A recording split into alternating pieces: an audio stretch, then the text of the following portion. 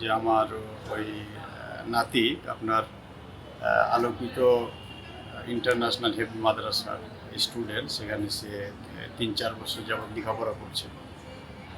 গতকালকে আমরা মোবাইলের মাধ্যমে জানতে পারলাম বিকাল 7টা সাড়ে 7টার দিকে মাগরিবের পরে যে সে বাথরুমে ফাঁসিতে ঝুলছে। তো আমরা এটা শোনার পরে যেটা মনে হয়েছে যে এটা আসলে মৃত্যুটা স্বাভাবিক মৃত্যু না, এর পিছনে অবশ্যই একটা রহস্য আছে। এবং আমরা ঘটনা শোনার পরে ঘটনাস্থলে আসি, থানায় যোগাযোগ করি।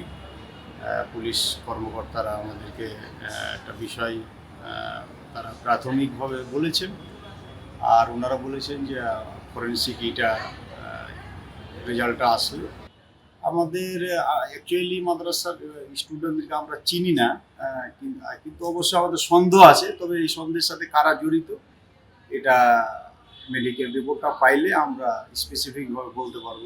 আজকে 4 বছর লেখাপড়া করে এই জায়গায়, কালকে 3টার দিকে আমার ভাগনার সাথে কথা বলেছি। 3টার পরে আমার কোনো ভাগনার সাথে কথা বলার হয়নি।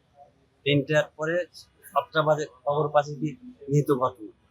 আমার ভাগনার তদন্তটা ভালো করে আমরা সুস্থ বিচার চাই। মনে করতেছি হুজুরের কি ষড়যন্ত্র আছে, যা ওদের সাথে আরো যারা ষড়যন্ত্র আছে তাদের ভালো করে তদন্ত করে, মানে তাদের জড়িত আছে সঠিক বিচারটা তদন্ত করে হুজুরের সাথে আরো যারা জড়িত আছে।